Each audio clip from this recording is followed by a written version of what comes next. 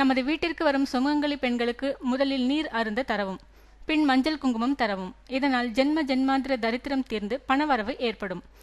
அமாவாசை அன்று வீட்டு வாசலில் கோலம் போடக்கூடாது. தலைக்கு எண்ணெய் தடவக்கூடாது. பூஜை காலை பொழுதில் செய்யக்கூடாது. பிதூர்களை மட்டும் வழிபட பணம் வரும். வீட்டில் விளக்கு ஏற்றியவுடன் பால், தயிர், மோர், குடிநீர், உப்பு, ஊசி, நூல் இவைகளை வீட்டை விட்டு வெளியேற்றக்கூடாது. பணமும் வெளியேறிவிடும். அபிஜித் நட்சத்திரத்தில் பகல் 12 மணிக்கு அரவாணிக்கு திருப்தியாக உணவளித்து அவள் கையால் பணம் பெற வீட்டில் பணம் எப்பொழுதும் நிலைத்திருக்கும். பசுவின் கோமியத்தில் தினமும் சிறிதளவு குளிக்கும் நீரில் கலந்து குளிக்கவும், வீட்டிலும் தெளிக்கவும். 45 நாட்கள் விடாமல் செய்திட தரித்திரம் தீர்ந்து பணம் வரும்.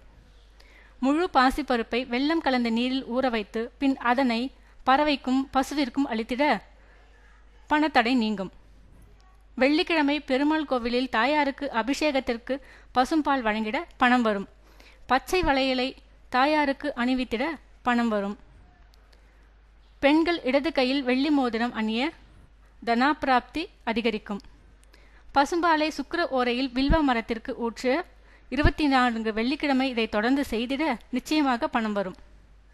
தினசரி குளிக்கும் முன் பசுந்தயிரை உடல் முழுவதும் தடவி சிறிது நேரம் சென்று குளிக்க தரித்திரம் விலகும். குளித்தவுடன் ஆண்கள் பெண்கள் இருப்பாளரும் முதுகை முதலில் துடைக்கவும், தரித்திரம் விலகும்.